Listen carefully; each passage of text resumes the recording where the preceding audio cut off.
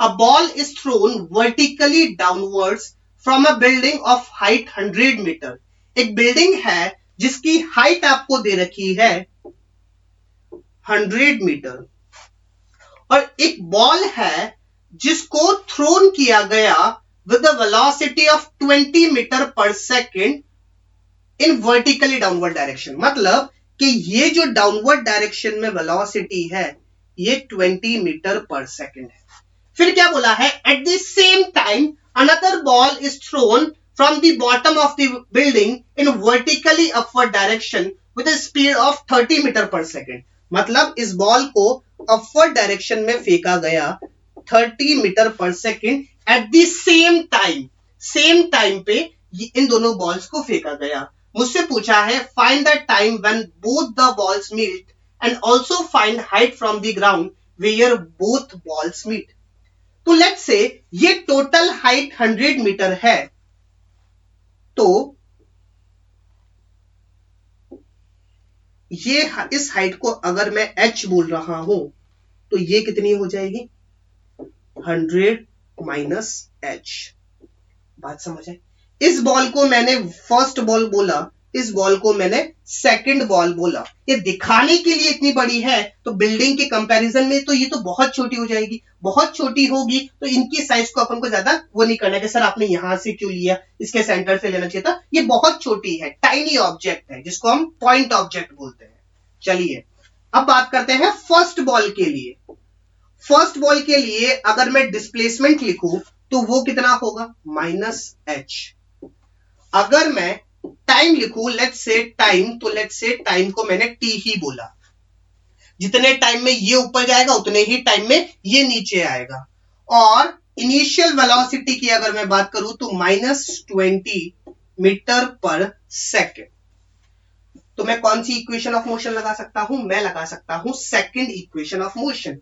Acceleration तो -g ही रहेगा। चलिए तो s is equal to ut plus half a t square. Direct लगा रहा हूं, क्यों? क्योंकि इतनी बार लगा चुके हैं। s कितना है -h। It is equal to u है -20t minus 1/2 gt square.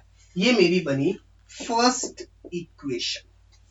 Second के लिए अगर मैं बात करूं तो इनिशियल वेलोसिटी है अपवर्ड डायरेक्शन में 30 metre per second.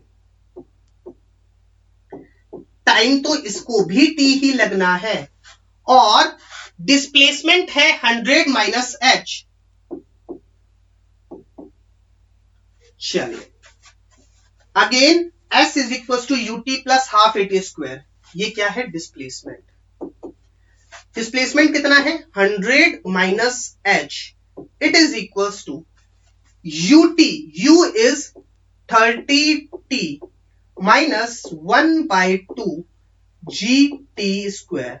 This is my equation number 2. मैं क्या कर रहा हूं, फर्स्ट इक्वेशन से सेकंड इक्वेशन को माइनस कर रहा हूं।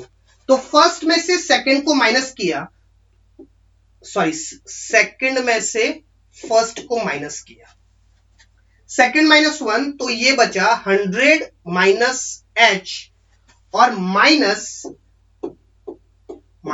h। It is equals to ये बचा 30t माइनस 1/2 gt स्क्वायर। इसमें से मैं माइनस करूंगा -20t माइनस 1/2 gt स्क्वायर। देखो ये माइनस पॉजिटिव हो जाएगा और ये पॉजिटिव ये नेगेटिव कट जाएगा, तो इससे ये कट जाएगा। यहां पे ये माइनस और ये माइनस पॉजिटिव हो जाएगा और ये पॉजिटिव और ये नेगेटिव कट जाएगा, तो इससे ये कट जाएगा। तो लेफ्ट हैंड साइड पे मुझे बचता है 100, लेफ्ट हैंड साइड पे बचा 100, राइट हैंड साइड पे बचा 30t और minus minus plus 20t which is equal to 50t। तो टाइम जो निकल के आया वो निकल के आया 100/50 which is equal to 2 second. तो टाइम कितना लगा, find the time when both balls meet, it will be 2 second. और मुझसे पूछा है also find the height from the ground where both balls meet. इसका मतलब इसमें अगर मैं 2 सेकेंड पुट कर दूंगा तो क्या 100 माइनस एच की वैल्यू आ जाएगी, तो क्या मुझसे 100 माइनस एच ही पूछा है। चलिए 100 minus H is equals to कितना है, 30t minus half g t square 1/2 gt स्क्वायर, that is equals to 30 into 2 minus 1/2 10, और t की वैल्यू है 2, 2 का स्क्वायर इज 4, 2 1 जा 2 2 जा 32 जा 60 माइनस 10 2 जा 20, तो इसकी वैल्यू निकल के आएगी 40 मीटर। यहां पे मुझे h नहीं निकालना है, मुझे निकालना है 100 माइनस एच। क्यों, क्योंकि मुझसे पूछा है कि ग्राउंड से कितनी हाइट होगी, तो ग्राउंड से हाइट होगी 100 माइनस एच, और हमने 100 माइनस एच ही निकाला है, तो हमारा जो सेकंड पार्ट है उसका आंसर हो जाएगा 40 मीटर। कोई मुझसे पूछ लेता कि टॉप ऑफ द बिल्डिंग से कितनी हाइट होगी, तो उसका आंसर हो जाएगा विच इज एच, तो वो कितना आ जाएगा 60 metre. I hope this question is clear.